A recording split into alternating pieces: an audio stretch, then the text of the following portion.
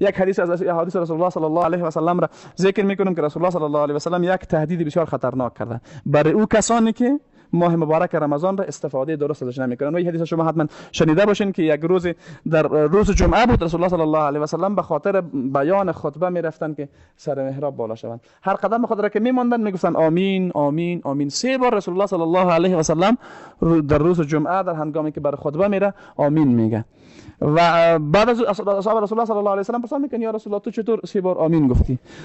رسول الله صلی الله علیه و سلم میگه جبریل دعا کرد، 3 دعا کرد و من هم به هر 3 دعای از او آمین گفتم. یک دعای جبریلی بود که دعای بد کرد بر او انسانی که اسم رسول الله صلی الله علیه و سلم در جای گفته شود و او آدم بخیل باشه که بر رسول الله صلی الله علیه و سلم درود نفرسته. میگه جبریل این دعا را کرد، رسول الله میگه من هم آمین گفتم.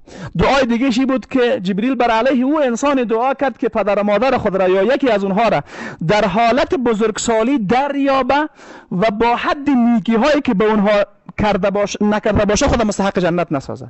یعنی یک نفری پدر و مادرش در بزرگسالی دریابه و به اونا به این اندازه نیکی نمیکنه که مستحق جنت شوه، یعنی حقشان ادا میکنن، خب به او اندازه نیک مستحق جنت شود. به این مت یک انسان هم جبریل دعای بد میکنه و رسول الله هم آمین میگه. در جمع اینها یک نفر، او نفر است که رسول الله صلی الله علیه و سلم میگه ماه مبارک رمضان را سپری میکنه خو هنوز هم گناهانش باقی هست.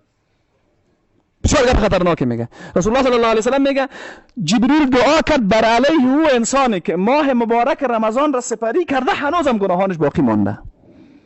حالا شما فکر بکنین، شما و حدیث رسول الله صلی الله علیه و سلم شنیده باشین که رسول الله صلی الله علیه و سلم خودش میگه در روز جمعه 1 ساعتی هست که دعا رد نمیشه، هیچی، هر کس که دعا بکنه حتما دعا از او قبول میشه.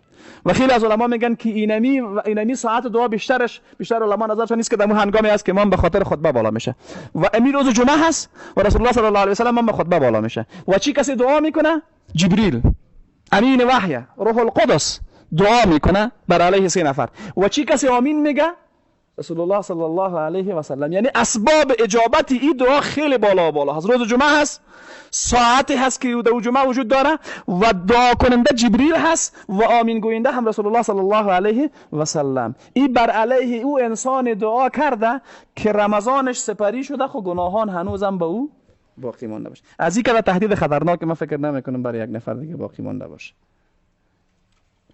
پس انسان مسلمان امین نکته را مد نظر بگیره.